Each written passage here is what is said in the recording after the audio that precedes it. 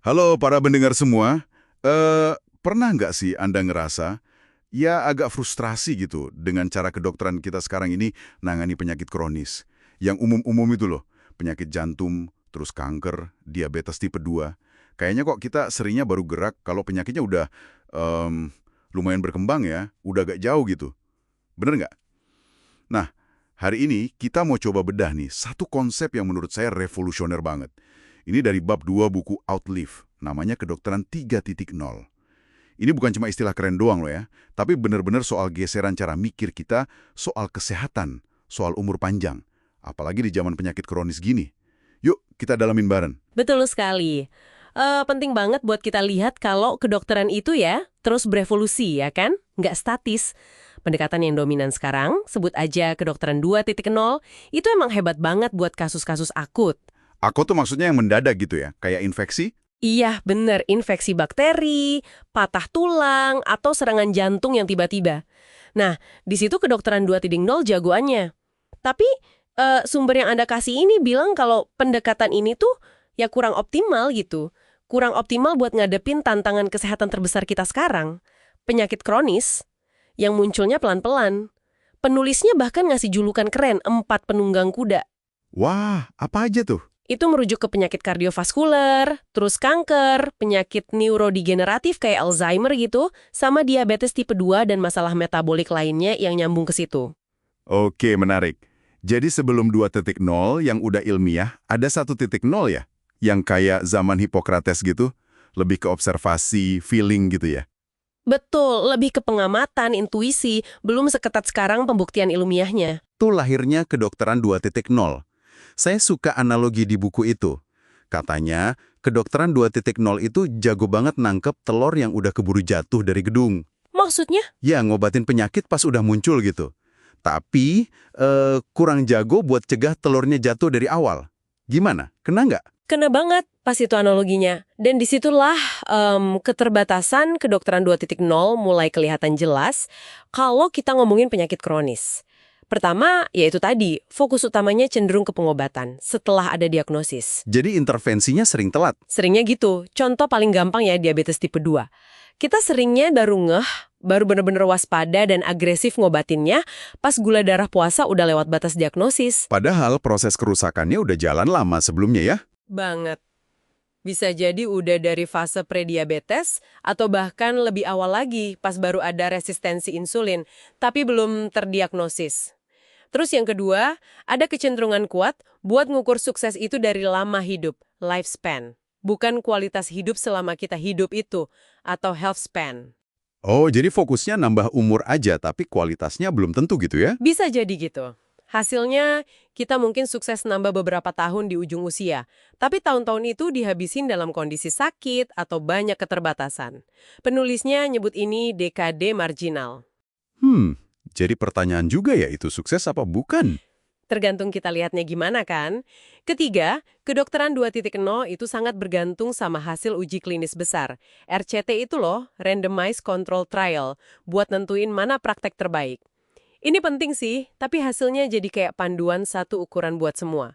Pokoknya berdasarkan rata-rata populasi di studi itu. Padahal tiap orang beda-beda ya. Nah, itu dia. Pendekatan ini kadang jadi ngabaikan variasi tiap individu yang bisa jadi signifikan banget. Oke. Ini nih yang bawa kita ke intinya. Kedokteran 3.0. Jadi ini bukan sekedar soal teknologi baru yang lebih canggih gitu ya, tapi benar-benar perubahan paradigma, cara mikir gitu. Persis, perubahan cara berpikir. Sumber ini ngejelasin ada 4 pilar utama.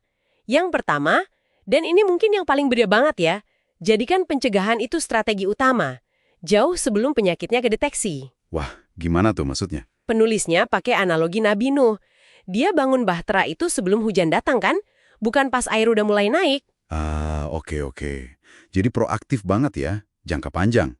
Bukan cuma screening biar ketahuan lebih awal. Betul, bukan sekedar deteksi dini, tapi pencegahan primer yang benar-benar dari hulu. Pilar kedua, personalisasi yang mendalam. Ini geser dari evidence-based medicine yang ngikutin bukti rata-rata studi ke evidence-informed practice. Jadi bukti studi itu jadi informasi, tapi keputusan akhirnya sangat disesuaikan ke orang per orang. Data personal jadi penting banget dong ya. kuncinya di situ. Contoh gampangnya data dari CGM, Continuous Glucose Monitor, alat yang mantau gula darah kita terus-menerus. Oh, yang dipakai di lengan itu ya? Iya, bisa jadi. Nah, data dari situ bikin kita bisa nyesuaiin gaya hidup atau intervensi lain jadi jauh lebih presisi. Mungkin beda banget dari rekomendasi umum yang biasa kita dengar. Jadi rekomendasi umum yang sering kita dapat itu bisa jadi kurang pas atau malah salah buat kondisi spesifik saya gitu? Potensinya ada, makanya pilar ketiga ini jadi krusial. Penilaian risiko yang jujur, analitis, dan lihat konteksnya. Ini bukan cuma lihat angka risiko relatif dari studi loh, tapi harus paham risiko absolut buat orang itu. Termasuk risiko kalau dia nggak ngapa-ngapain. Ada contohnya nggak biar lebih kebayang? Di buku itu dibahas kontroversi soal terapi penggantian hormon atau HRT. Studi WHI dulu kan nunjukin ada peningkatan risiko relatif kanker payudara sekitar 24%. Kedengarannya gede ya? Iya, lumayan seram angkanya. Tapi, kalau dilihat risiko absolutnya, itu kecil banget. Mungkin cuma nambah beberapa kasus aja per 10.000 perempuan per tahun. Nah, kedokteran 3.0 itu nuntut kita paham nuansa kayak gini. Nimbang manfaat lawan risiko buat individu itu.